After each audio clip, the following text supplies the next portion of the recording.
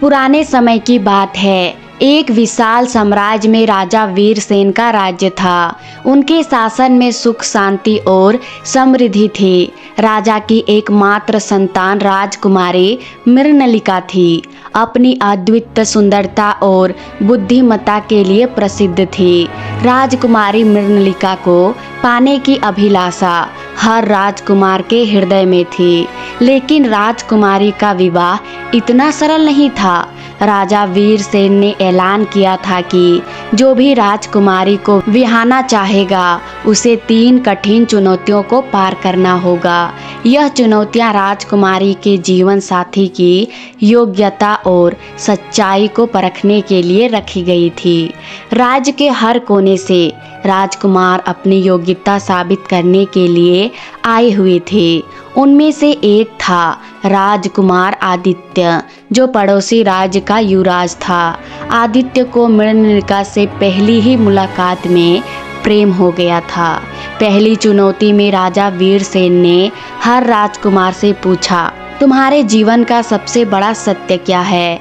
कई राजकुमारों ने अपने पराक्रम और विजय गाथाओं का बखान किया, लेकिन जब आदित्य की बारी आई तो उसने कहा, मेरा सबसे बड़ा सत्य यह है कि मैं राजकुमारी मृणलिका से सच्चा प्रेम करता हूँ। मेरे जीवन का हर निर्णय इसी प्रेम से प्रेरित है। राजा वीरसेन आदित्य की सच्चाई से प्रभावित हुए, लेकिन उन्होंने कहा, सिर्फ सच्चाई पर्याप्त नहीं है, प्रेम को साबित करना भी जरूरी है। दूसरी चुनौती में राजकुमारों को खतरनाक जंगल से गुजारकर एक दुर्लभ दिव्य कमल लाना था, जो राजकुमारी की पसंदीदा वस्तु थी।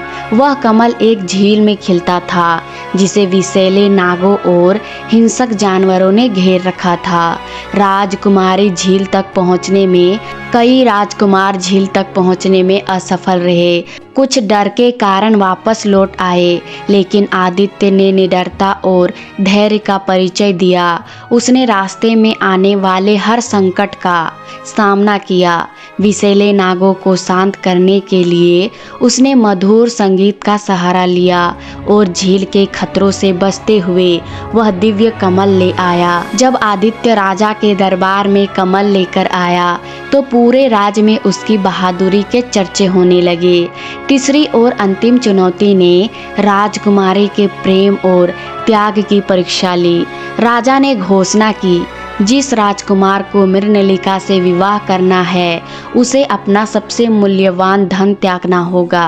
राजकुमारों ने अपने महंगे आभूषण, सोने, चांदी और अन्य संपत्तियों का त्याग किया, लेकिन राजा इससे संतुष्ट नहीं हुए।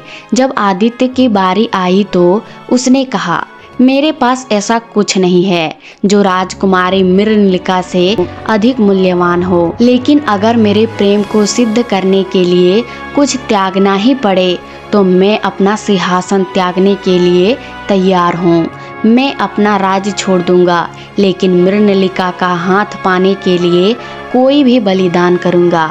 आदित्य का यह त्याग सुनकर राजा वीरसेन और दरबार के सभी लोग अचंभित रह गए। चुनौतियों को पार कर लेने के बाद राजा ने मृणलिका से पूछा, बेटी, तुम्हारा निर्णय क्या है?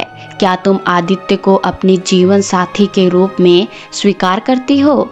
मृणलिका ने उत्तर दिया, पिताश्री, आदित्य ने अपनी सच्चाई, साहस और त्याग से यह सिद्ध कर दिया कि वह मेरे योग्य है। मैं उनका प्रेम और उनकी निष्ठा को स्वीकार करती हूँ।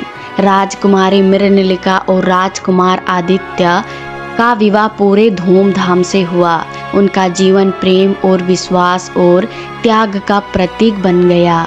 इस कथा से यह संदेश मिलता है कि सच्चा प्रेम सिर्फ वचन नहीं बल्कि कर्म और त्याग से साबित होता है।